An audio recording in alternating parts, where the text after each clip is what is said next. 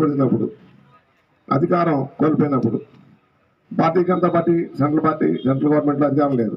అయినా కూడా వెంకయ్యనాయుడు గారు, అటల్ బిహారీ వాజ్పేయి గారు, రాజీ ఫడ్నవీస్ గారు వీళ్ళందరూ కూడా స్వయంగా హైదరాబాద్ వచ్చి ఎన్టీ గారిని మళ్ళీ సీఎం అయ్యేదాకా ఇక్కడే ఉండి పెద్ద ఎత్తున ఉద్యమం సాగించే విషయం మనందరికీ తెలుసు. అదేవిధంగా అనేక సార్లు భారతీయ జనతా పార్టీ పొత్తుతో తెలుగుదేశం పార్టీ అధికారంలో వచ్చింది. ప్రస్తుతం జగన్మోహన్ గారి నాయకత్వంలో 5 సంవత్సరాల పాటు ప్రతి ఒక్క కార్యకర్త, ప్రతి ఒక్క వ్యక్తి కూడా తీవ్రంగా నష్టపోయిన ఉదంతాలు మనం చూసాం. ఇక్కడ ఉన్న ప్రతి ఒక్కరు కూడా ఏదో రూపంలో నష్టపోయారు. అది సహకారం కావచ్చు, వృత్తిపరంగా, వ్యాపారపరంగా. అదేవిధంగా క్యాపిటల్ ఈ ఏరియాలో ఆక్వా మెయిన్ ఉంది.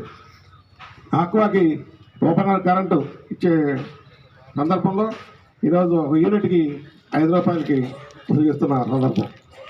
అదే చెప్పుకుండా పోతే అనేక రంగాలు తీవ్రంగా నష్టపోయి నిరాశపడుతూ ఉన్నాయి. ఇండస్ట్రీస్ రాలేదు.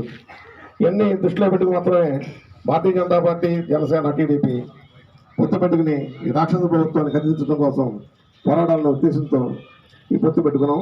ఈ ప్రజల కోసం పెట్టిన పొత్తు తప్ప అధికారం కోసం కాదు. అధికారం భారతీయ జనతా పార్టీ కొత్త కాదు, టీడీపీ కొత్త కాదు. ఇది గమనించి ప్రతి ఒక్కరు కూడా కృష్ణప్రసాద్ గారికి ప్రతి ఎత్తున సపోర్ట్ చేసి ఒక్కొక్కరు 100 ఓట్లు ఇచ్చాయని అక్కడ వీళ్ళు గెలిపిస్తారు. అదేవిధంగా రాజీ వెంకటరావు గారితో మాకున్న అనుబంధం ఉంది. ఇక్కడ మాది ముద్దులూరు గ్రామం. అక్కడ మా చేపల చెరువులు ఉన్నాయి. ప్రతిరోజు నేను ముందుకు వస్తాను. మేము ఎప్పుడు కూడా చేపల చెరువు చదివినప్పుడు అనేక మంది ఎమ్మెల్యేలు చూసాం ఈ కాన్స్టిట్యున్సీలో.